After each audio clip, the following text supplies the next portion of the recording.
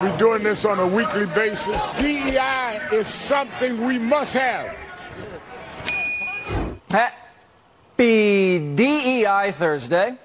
All great nations are meritocracies. Countries and companies get stronger when the most skilled people rise to the top.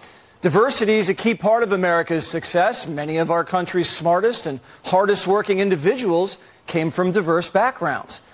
George Washington Carver was born a slave and went on to become a groundbreaking inventor and botanist. Katherine Johnson played a critical role in American space travel. And Dr. Charles R. Drew revolutionized the blood transfusion, saving countless lives. They've all left an indelible imprint on the fabric of our nation.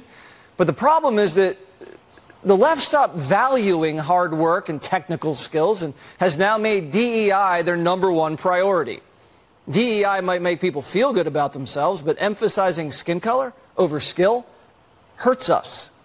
While Republicans grilled Biden officials about federal DEI policies, Congresswoman Jasmine Crockett, remember her, twisted their concerns into an attack on diversity as a whole. Watch.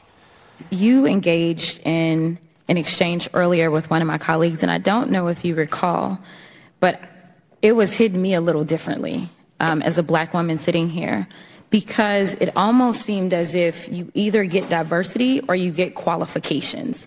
It did not seem as if my colleague understood that someone can be diverse and qualified. That's not what any of this is about. You can't point to a minority and claim they got the job because of DEI. Asian men and women earn more than their white counterparts in the United States. It's been that way for years. And not because of mandates and quotas, but because they have the skills to succeed and deliver results. But there are times when unqualified people are hired simply because of their race. We're now seeing the real-life consequences of prioritizing diversity over skills and results. UCLA used to have a reputation as one of the country's top medical schools.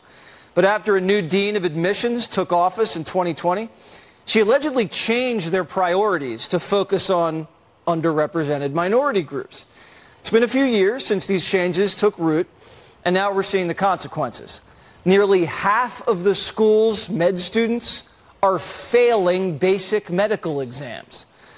The Washington Free Beacon reporting, quote, faculty members with firsthand knowledge of the admissions process say it's prioritized diversity over merit, resulting in progressively less qualified classes that are now struggling to succeed.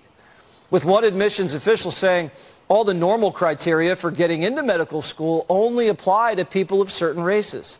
For other people, those criteria are completely disregarded. A generation of doctors who don't know medicine. Some careers can't have a margin of error. You want a doctor to be the best. You don't want to go in for a hernia surgery and walk out with a vasectomy. Heaven forbid. These bad results in the name of DEI start at the top and they trickle down. Kamala was brought into the White House because she shatters, and she still can't cut it. Netanyahu said today that there's aid flooding into Gaza and that people like Sidney McCain of the World Food Program are misinformed when they say that there's famine in Gaza. Is correct on that? Well, I will tell you that the President and I have been very clear that more aid needs to get into Gaza and that we have concerns and have been obviously doing work, both the... Israel doing enough to allow for the flow of aid? And then pickles and peppers on the side.